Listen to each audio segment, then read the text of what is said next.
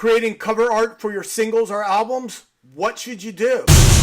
In the early days, in the 60s and the 70s, usually the band was on the front. Right. Sometimes some graphic artist did some really interesting things, and that was on the cover instead of the band. Okay. Right? Okay.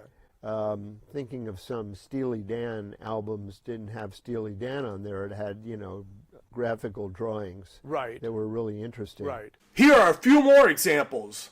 Rihanna, Remy Ma, and my favorite, Kanye West.